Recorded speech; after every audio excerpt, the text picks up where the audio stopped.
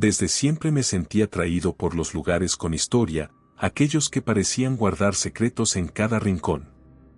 Cuando me llegó la invitación para pasar un fin de semana en la Hacienda del Olvido, en las afueras de Tequila, no pude resistirme. La hacienda, situada en lo alto de una colina, tenía fama de ser escenario de oscuros rituales y traiciones antiguas. Jamás imaginé lo que viviría en ese lugar, donde el pasado y el presente se entrelazaban en una danza macabra. Llegué al atardecer, cuando el cielo se tiñó de un rojo intenso y la brisa parecía susurrar secretos olvidados. Desde el primer instante, sentí una inquietud inexplicable. Caminé por el extenso camino de tierra, sintiendo bajo mis pies la firmeza de la tierra, y cuando finalmente alcancé la entrada principal, la imponente fachada de la hacienda me llenó de una mezcla de admiración y temor. No era solo un edificio antiguo, era un testigo mudo de historias de venganza y sufrimiento. Esa primera noche, mientras me acomodaba en una de las habitaciones, pude escuchar el eco de pasos que se desvanecían en los pasillos. Al principio, atribuí esos ruidos al viento que se colaba por las rendijas, pero con el paso de las horas, la sensación se intensificó. No estaba solo, y aunque intenté convencerme de que se trataba de mi imaginación, algo me decía lo contrario. Decidí explorar la hacienda en busca de respuestas, deseando entender los orígenes de aquellos misteriosos sonidos. Recorrí un largo pasillo en penumbra, guiado únicamente por la luz trémula de una lámpara antigua que apenas iluminaba mi camino. Mis pasos resonaban en la inmensidad del vestíbulo, y cada crujido del suelo me recordaba que no todo estaba en calma. En una de las salas, encontré varios retratos colgados en la pared. Los rostros, serios y melancólicos, parecían seguirme con la mirada.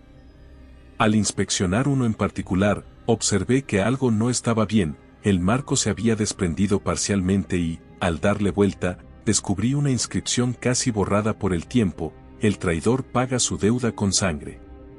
El descubrimiento me heló la sangre.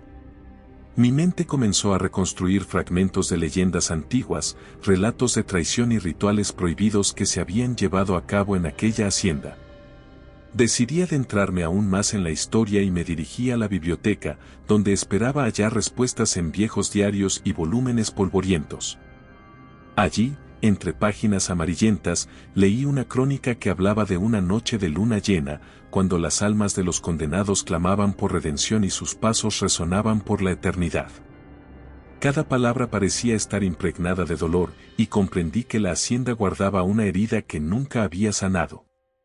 No podía explicarlo, pero sentí que algo o alguien me observaba mientras leía. Fue entonces cuando decidí salir al jardín trasero, buscando un poco de aire fresco y quizás el origen de esa inquietante sensación. La noche se había espesado y el frío era casi tangible. Caminé despacio, intentando descifrar cada sonido, hasta que, de repente, percibí una presencia. Una figura encapuchada se movía entre los árboles, avanzando con lentitud hacia la entrada principal. Mi corazón latía con fuerza y cada paso retumbaba en mi pecho. Sin poder evitarlo, la llamé, preguntándole quién era y qué buscaba en aquel lugar. La voz que respondió era profunda y cargada de pesar. Me confesó que era el eco de una traición olvidada, un espíritu condenado a vagar por la hacienda, marcando el castigo de aquellos que habían cometido iniquidades. Su relato resonó en lo más profundo de mi ser. Mientras me explicaba su condena, comprendí que la justicia y la redención eran conceptos escurridizos en aquel sitio, donde el tiempo parecía haberse detenido y la pena nunca cesaba. Con el espíritu como único testigo, me vi arrastrado a enfrentar el pasado. No fue una batalla física, sino una lucha interna. Me cuestioné mis propias creencias, mi realidad y mi destino. La entidad, que había emergido de las sombras, me mostró visiones de un tiempo en que la traición y el dolor se entrelazaban con la vida diaria de aquellos que habían habitado la hacienda. Cada historia, cada lamento parecía invocar la necesidad de reparar las heridas que habían quedado abiertas siglos atrás. La confrontación se intensificó en el amplio salón principal. Allí, entre ecos y susurros, sentí que el ambiente se cargaba de una energía casi palpable, como si las almas en pena se unieran a aquella lucha. Mi determinación se vio desafiada por la magnitud del pasado, pero comprendí que debía actuar. Con una fuerza que ni yo sabía que poseía, me enfrenté a la sombra, declarando que era hora de buscar justicia y permitir que el dolor del pasado se disipara. La atmósfera se llenó de un torbellino de emociones, miedo, esperanza y un profundo anhelo de paz. En el clímax de aquella noche, el espíritu se mostró en toda su crudeza, mitad hombre, mitad sombra. La tensión se hizo insoportable, y durante instantes creí que el tiempo se detenía. Sin embargo, al final, el espíritu se desvaneció en un suspiro final, dejando en el aire una sensación de calma y redención.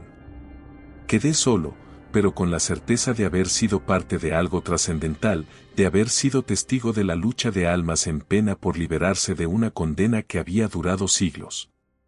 Esa experiencia me marcó para siempre. Regresé a mi vida con una nueva comprensión del dolor y la traición, y con la convicción de que incluso los pecados más oscuros pueden encontrar redención si se les concede la oportunidad. La Hacienda del Olvido sigue en pie, testigo silente de una historia que jamás olvidará, y cada luna llena, me pregunto si, en algún rincón de ese lugar, la justicia seguirá reclamando a aquellos que han sido olvidados. Historia 2. El susurro de Tlaquepaque. Siempre he sentido una conexión especial con el arte y la tradición, y Tlaquepaque, con sus callejuelas empedradas y su vibrante colorido, me parecía el lugar perfecto para encontrar inspiración. Sin embargo, mi visita a esta encantadora ciudad me llevó a descubrir un rincón oscuro y olvidado, un susurro del pasado que cambiaría mi vida para siempre. Recuerdo que una tarde, mientras paseaba por las estrechas calles y admiraba las obras de cerámica en las vitrinas de pequeñas tiendas, algo llamó mi atención.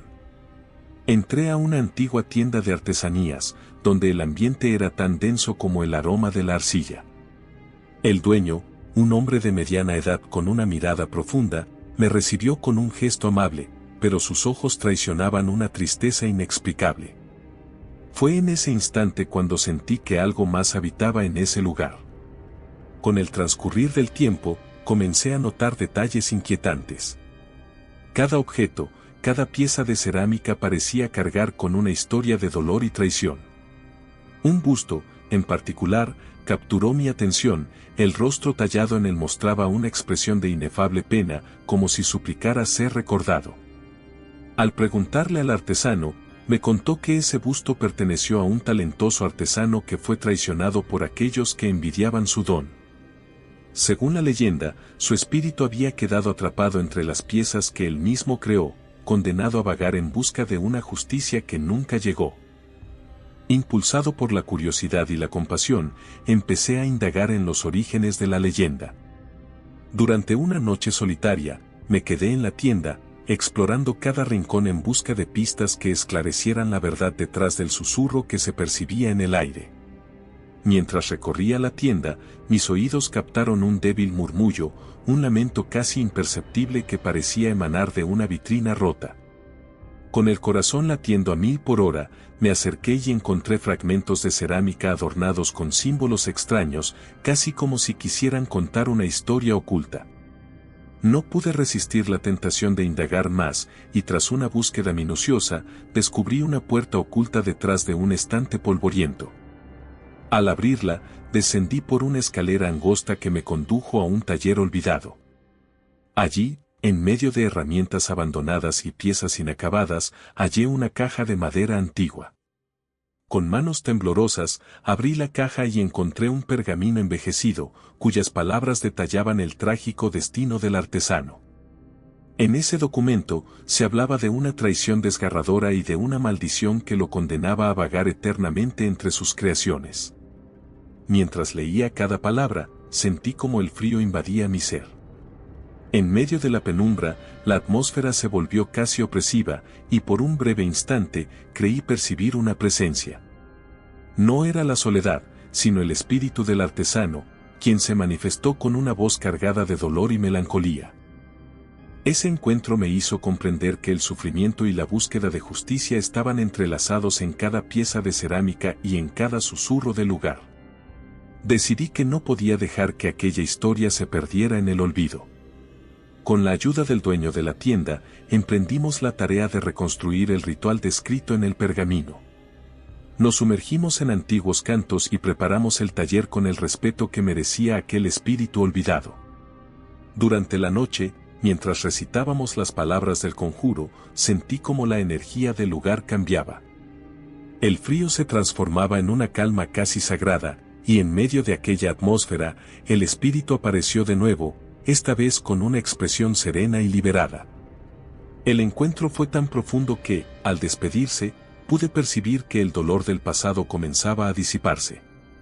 El artesano, liberado de su condena, se desvaneció dejando tras de sí un susurro de gratitud que aún resuena en las calles de Tlaquepaque.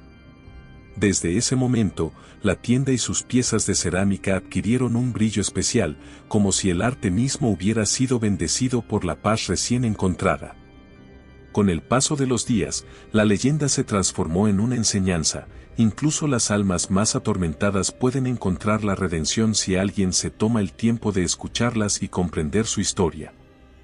La experiencia me marcó profundamente, y cada vez que camino por las calles de Tlaquepaque, siento que el pasado y el presente se unen en un diálogo silencioso, un recordatorio de que el arte es también memoria y redención.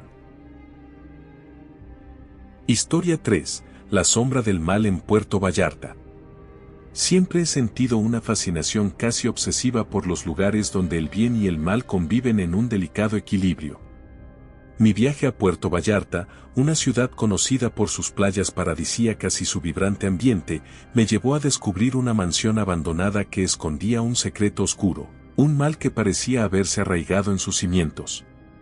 Jamás imaginé que mi búsqueda de respuestas me sumergiría en una lucha interna contra fuerzas ancestrales. Desde el momento en que llegué a Puerto Vallarta, su atmósfera me envolvió con su luz y su calor, pero también con una sensación persistente de misterio. Durante una caminata matutina por la playa, mis pasos me condujeron hasta una colina donde se alzaba una vieja mansión.